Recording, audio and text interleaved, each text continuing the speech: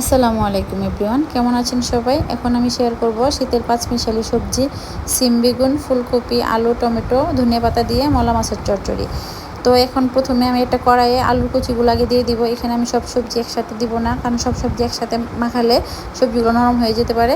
আলু কুচি দেওয়ার পর দিয়ে দিব পেঁয়াজ কুচি, কাঁচামরিচ, পরিমাণ মতো লবণ, হলুদের গুঁড়ো, ধনিয়া গুঁড়ো, জিরা বাটা, রাঁধুনি মিষ্টি সস বাটা, অল্প পরিমাণে রসুন বাটা, পরিমাণ মতো তেল। এখানে আমি কোনো শুকনো মরিচ ইউজ করবো না, এই রান্নাটা আমি কাঁচামরিচ দিয়ে করবো। এখন আমি এগুলোকে হাতের সাহায্যে মিক্সড করে নিব। এখানে আমি সব সবজিগুলো একসাথে দিব না, পর্যায়ক্রমে মাখাবো। তার কারণ হচ্ছে সব সবজি একসাথে মাখিয়ে নিলে সবজিটা নরম হয়ে যেতে পারে। এখন আমি সিম আর বেগুনটা হালকা করে মেখে দিয়ে দিব ফুলকপি আর টমেটো। ফুলকপি আর টমেটো দেওয়ার পর হালকা করে মেখে দিয়ে দিব মাছগুলো দেওয়ার পর এটা হাতের সাহায্যে নেড়ে চেড়ে দিয়ে দিব অল্প পরিমাণে পানি। এখানে আমি বেশি পানি ইউজ করব না, কারণ হচ্ছে ছোটো মাছের মধ্যে বেশি পানি ইউজ করলে রান্না করতে অনেক সময় লাগে, আর বেশি সময় নিয়ে রান্না করলে মাছের কালারটাও নষ্ট হয়ে যায়, সবজিটা নরম হয়ে যায়।